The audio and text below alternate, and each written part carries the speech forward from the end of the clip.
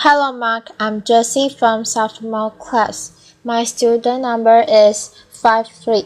The title of the speech is What I Learned from 100 Days of Rejection by Jiang.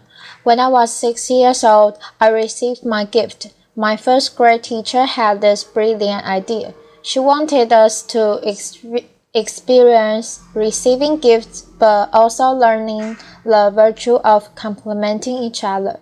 So she had all of us come to the front of the classroom and she bought all of us gifts and stacked them in the corner. And she said, "Why don't we just stand here and compliment each other? If you hear your name called, go and pick up your gift and sit down. What a wonderful idea, right? What could go wrong?" Laughter. Well, there were 14 of us to start with, and every time I heard someone's name called, I would give out the hottest cheer. And then there were 20 people left, and 10 left, and 5 left, and 3 left, and I was one of them. And the compliment stopped. Well, at that moment, I was crying, and the teacher was freaking out. She was like, "Hey, would anyone say anything nice about these people?" Laughter. No one. Okay, why don't you go get your gift and sit down? So perhaps next year, someone might say something nice about you. Laughter. Well, as I'm describing this you probably know I remember this really well. Laughter. But I don't know who felt worse that day.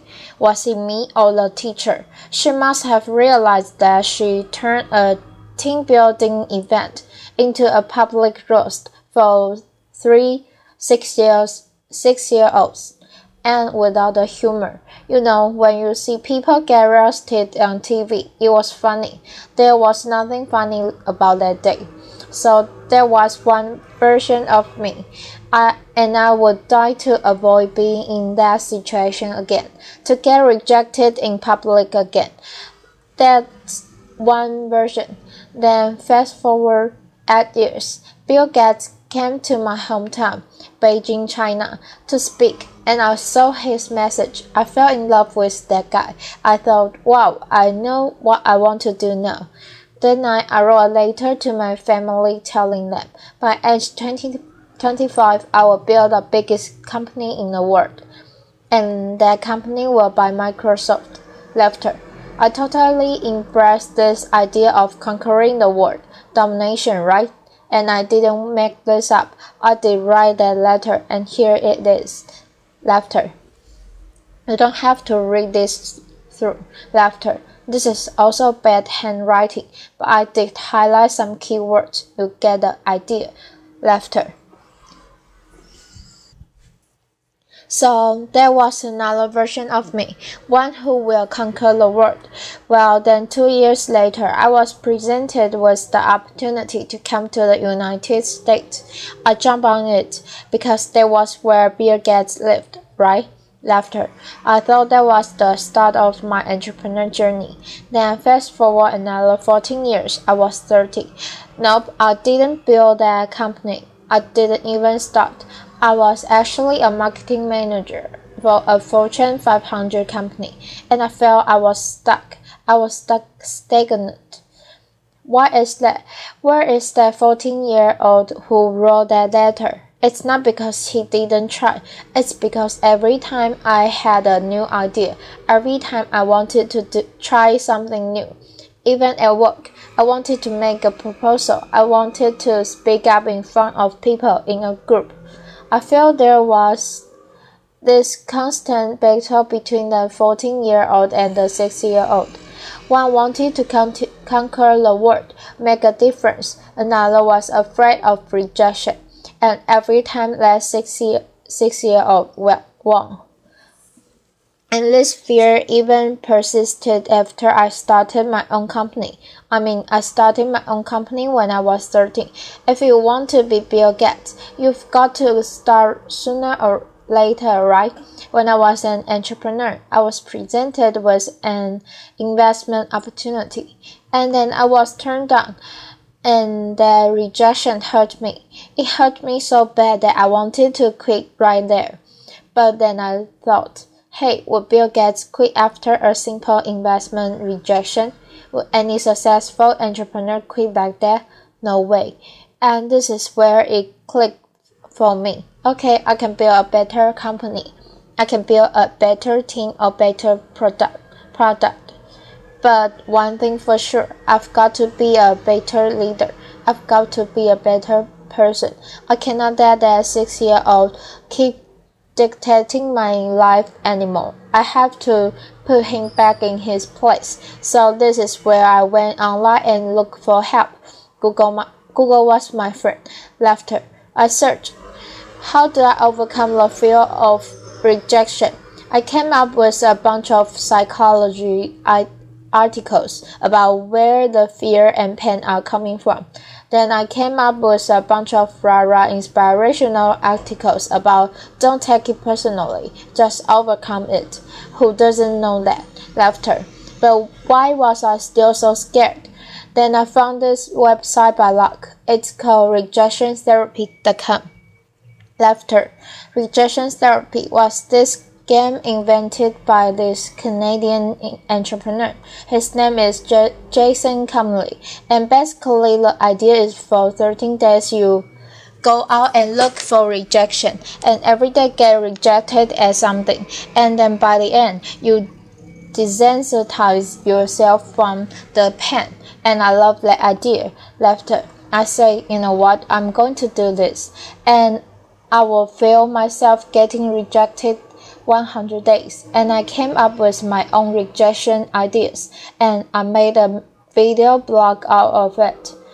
And so here's what I did. This is what the blog looked like. What day 1, laughter. Borrow $100 from a stranger. So this is where I went to where I was working. I came downstairs and I saw this big guy sitting behind a desk. He looked like a security guard.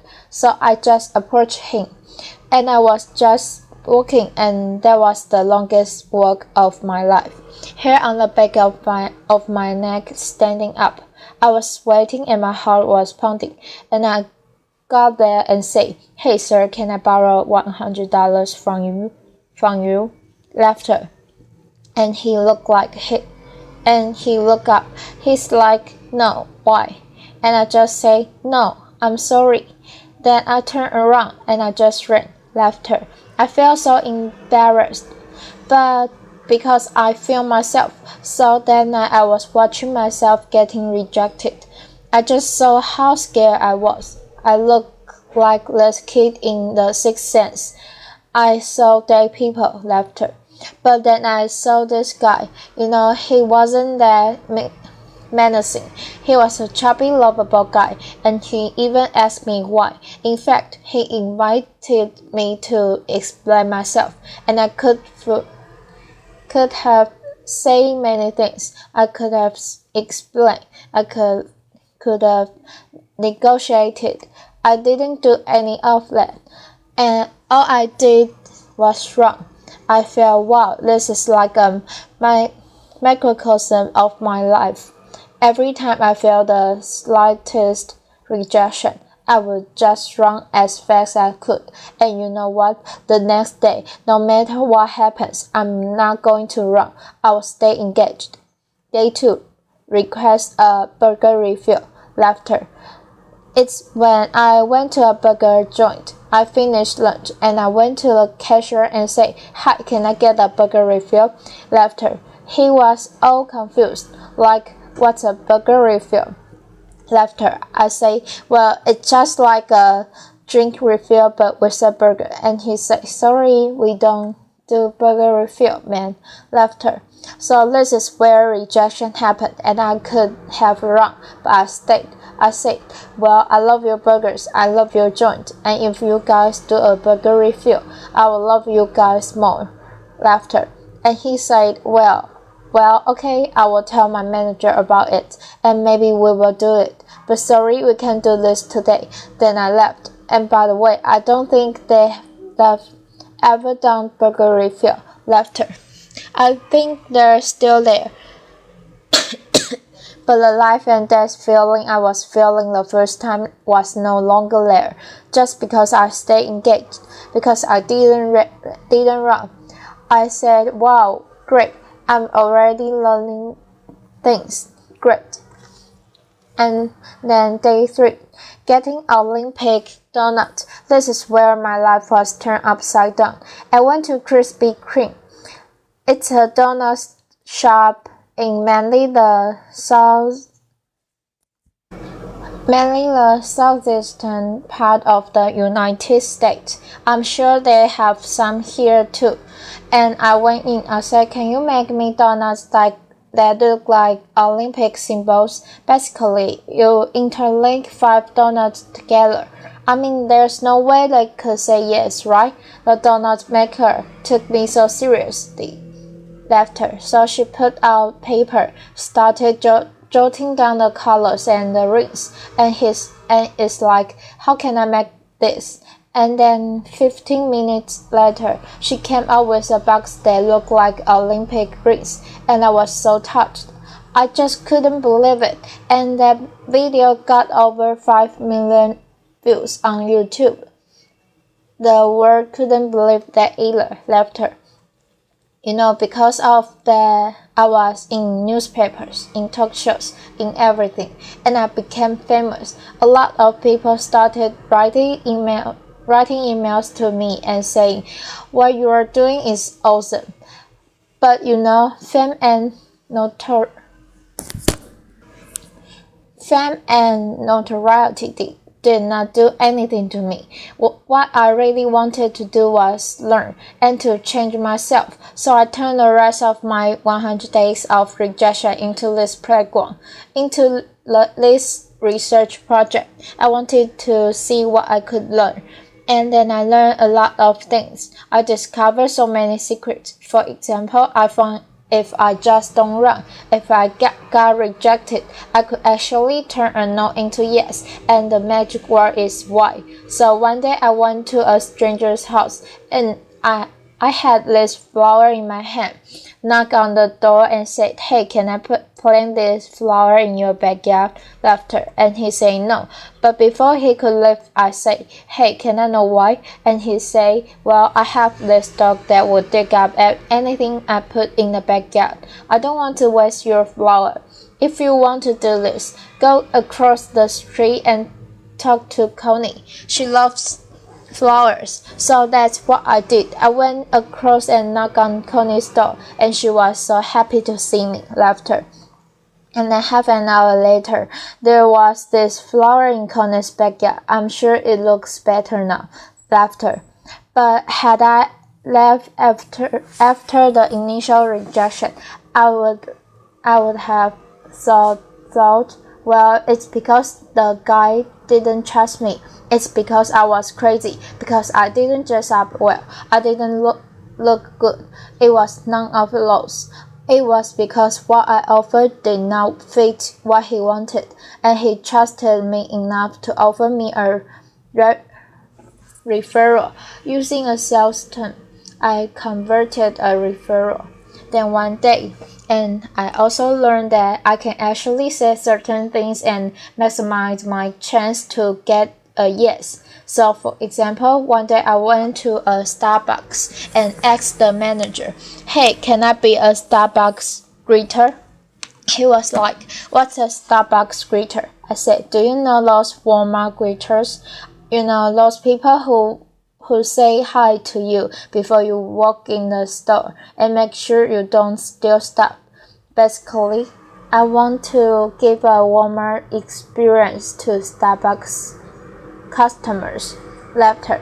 Well, I'm not sure that's a good thing actually. Actually, I'm pretty sure it's a bad thing.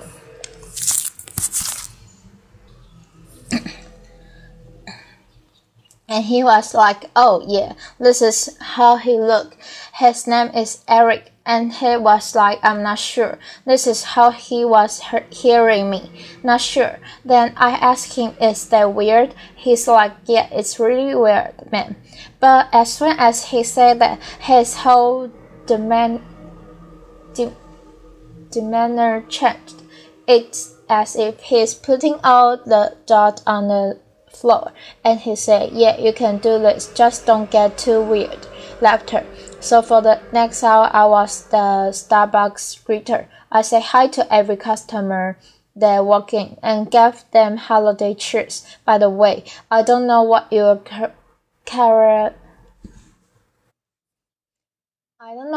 career trajectory is. Don't be a greeter. Laughter. It was really boring, but then I found I could do this because I mentioned. Is that weird? I mentioned the job that he was having, and because I mentioned, is that weird? That means I wasn't weird. That means I was actually thinking just like him, seeing this as a weird thing. And again, I learned that if I mention some doubt people might have before I ask the question, I gain their trust. People were more likely to say yes to me. And then I learned I could fulfill my life dream by asking. I came from 4 generations of teachers, and my grandma has always told me, "Hey, Jiang, you can do anything you want, but it would be great if you become a teacher." Laughter. But I wanted to be an entrepreneur, so I didn't. But it has always been my dream to actually teach something. And so I said, what if I just ask and teach a college class? I live in Austin at the time. So I went to University of Texas at Austin and knocked on professors' doors and said, "Can I teach your class?" I didn't get anywhere the first couple of times, but because I didn't run, I kept doing it, and on the third try, the professor was very impressed. He was like, "No one had done this before," and I came in prepared with PowerPoint and my lesson. He said, "Wow, I can use this. Why don't you come back in 2 months? I will fit you in my curriculum." And 2 months later, I was teaching a class. This is me. You probably can see. This is a bad picture. Sometimes you get rejected by lighting. Laughter. But wow, when I finished teaching that class, I walked out crying because I thought I could fulfill my life dream just by simply asking. I used to think I have to accomplish all these things, have to be a great entrepreneur, or get a PhD to teach. But no, I just asked, and I could teach. And in that picture, which you can see, I quoted Martin Luther King Jr. Why? Because in my research, I found that people who really changed the world, who changed the way we live and the way we think, are the people who were met with initial and often violent rejections. People like Martin Luther King, like Mahatma Gandhi, Nelson Mandela, or even Jesus Christ. These people did not let rejection define them. They let their own reaction after rejection define themselves, and they embrace rejection. And we don't have to be those people to learn about rejection. And in my case, rejection was my curse, was my boogeyman. It has bothered me my whole life because I was running away from it. Then I started embracing it. I turned that into the biggest gift in my life. I started teaching people how to turn rejections into opportunities. I use my blog, I use my talk, I use the book I just published, and I am even building technology to help people overcome their fear of rejection. When you get rejected in life, when you are facing the next obstacle or next failure, consider the possibilities. Don't run. If you just embrace them, they might become your gifts as well. Thank you. Applause.